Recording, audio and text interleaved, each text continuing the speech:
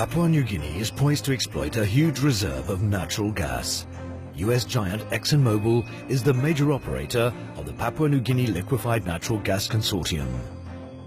Over $19 billion has been invested in this gigantic project, comprising extraction of gas, onshore and offshore transportation and liquefaction of gas in the Port Moresby LNG plant. GDP of the country will double with an annual delivery of nearly 7 million tons of liquefied gas to end customers. However, the gas field is located in the heart of PNG, far from the coast, smack in the middle of 2,800-meter highlands named the Hides. Gas has to be transported along a 300-kilometer pipeline to the LNG plant in the Gulf of Papua, and this through a region plagued by extreme topographic, geological and climatic conditions. The route traverses the heart of the highest mountain range in Oceania. Speicapag accepted the challenge of laying the pipeline.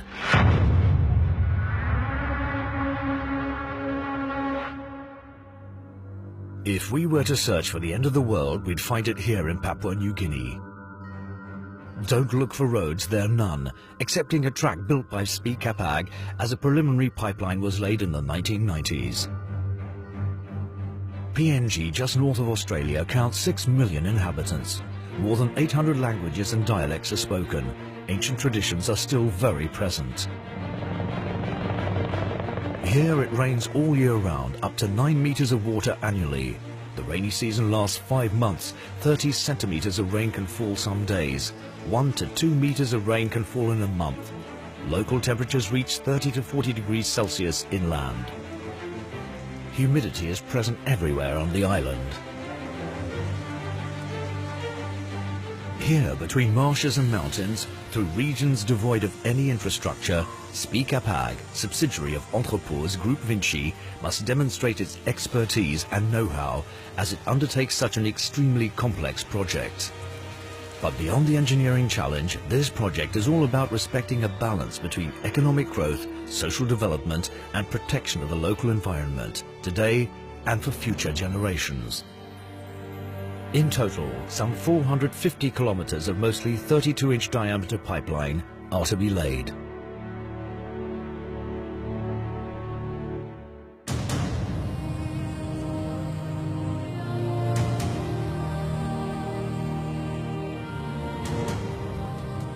The PNG LNG Consortium is committed to sustainable development. An environmental and social compliance charter involving all stakeholders has been established. Local environment and social practices of locals will be preserved. Safety and health of the project workforce is also a priority.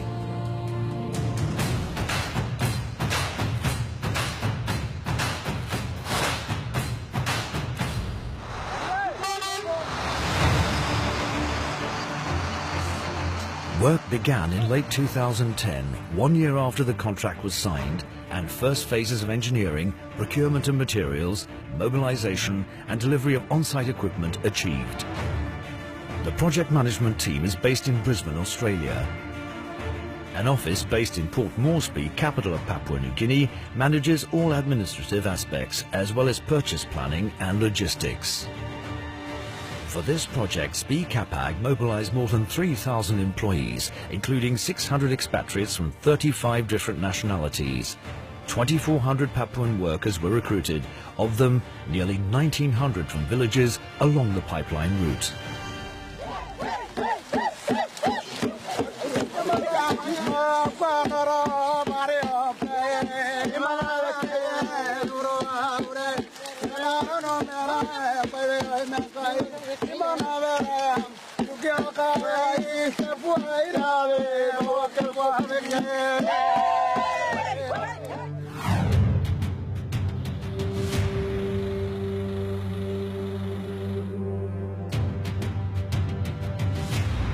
The choice of construction equipment is very important. From Dunkirk, France, 12 cargo ships are chartered. The sheer quantity of materials is breathtaking. 200 earth movers, 260 all-terrain 4x4 vehicles, 50 side booms, over 1,000 camp units, over 100 generators, 100 hydraulic excavators, 45 bulldozers, 50 dump trucks, 70 four-wheel drive buses to transport personnel, 20 cranes, 15 directional drills.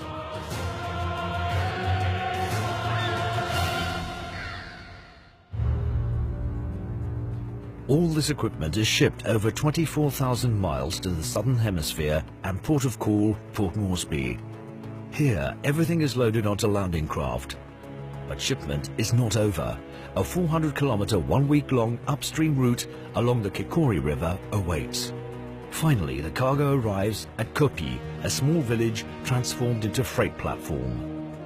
Kopi will be the sole entry point of the project.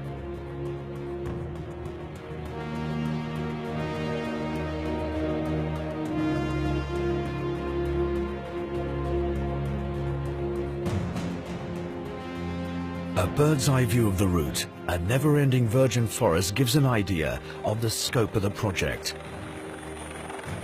Personnel are transported by helicopter to the different settlements. Work rotations are mostly guided by weather conditions. Here, nature decides. To lodge all 3,000 employees working on the 300-kilometer stretch pipeline laying route, Speicapag has designed mobile living spaces or camps that can accommodate up to 1,500 people each and be moved as the project unfolds. A total of 8 camps are thus assembled and disassembled every 40 kilometers. At least 3 of them are operational at any one time. The cargo ship Kikori Chief transports fuel, supplies and food between Port Moresby and Kopi. Every week, some 32 containers of supplies, in addition to 400 cubic meters of fuel and 9 refrigerated containers of food, are needed. From the coast, the first 120 kilometers of pipeline are laid in a plain called lowlands. This flat area is often flooded after 5 months of monsoons, making it a wild marshland requiring a 12-kilometer stretch of backfill to allow for an access route.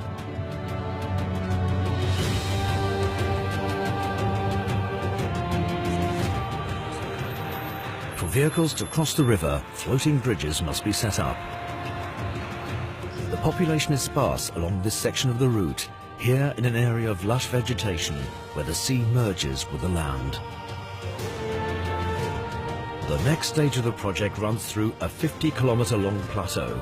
Separating sea and mountains, this stretch is a prelude to what lies ahead. But work continues unabated as employees carry out pipe bending and welding.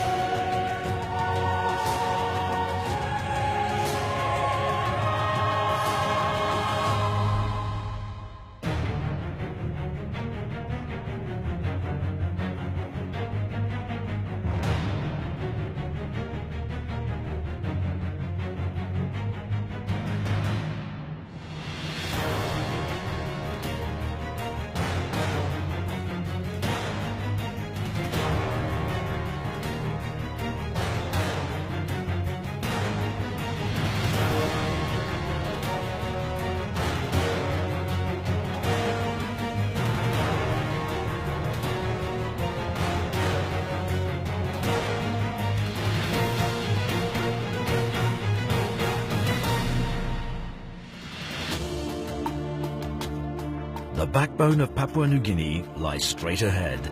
To get there, you have to traverse 150 kilometers of mountains, ranging from heights of 600 to 2,800 meters. The terrain is very rugged. Moreover, an 8-inch condensate canalization must be laid in parallel with the main 32-inch pipeline along 100 kilometers. Much of this terrain consists of very hard rock. This requires blasting operations. The pipeline is laid along a route that dips and then rises steeply, sometimes reaching 39-degree slopes. This calls for specialized equipment such as skyline cranes and spider excavators.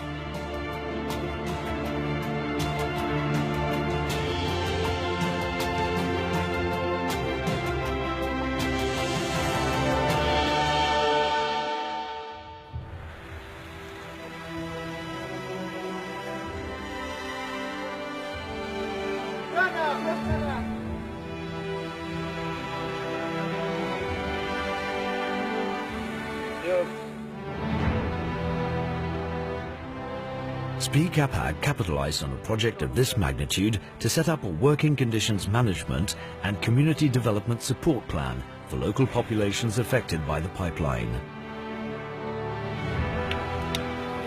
Leaders of the community were informed as works progressed to avoid conflicts that could slow down works.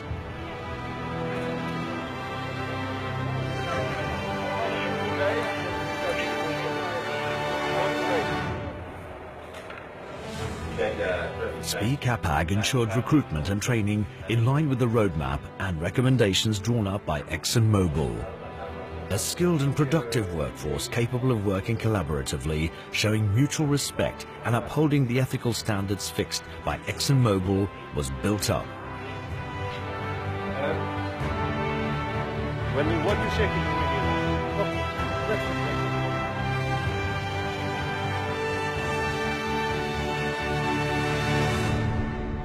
I'm calling Mr. Tomo.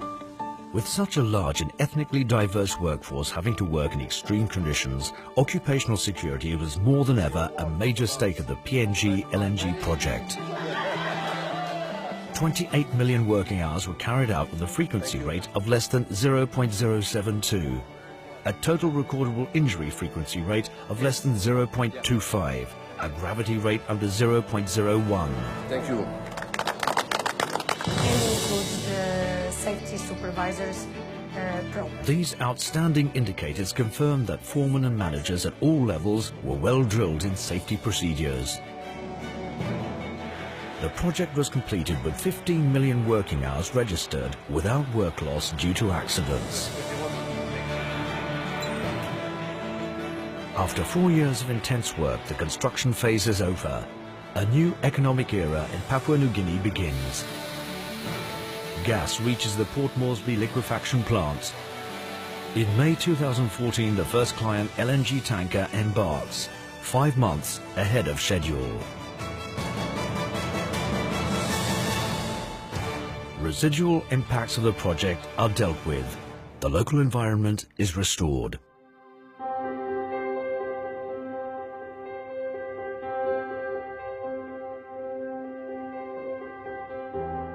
Part of the local population are employed to work in permanent installations.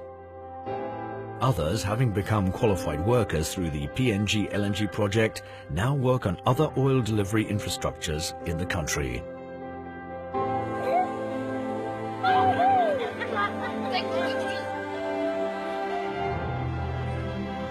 Execution of this project was for Speicapag a major challenge given the inherent risk factors and having been chosen by ExxonMobil. The men and women of Speicapag have once again shared their know-how and passion for a job well done. Together, they contributed to implementing the project and to the development of a nation. Speicapag, over 50,000 kilometers of pipeline laid in more than 50 countries and on 5 continents.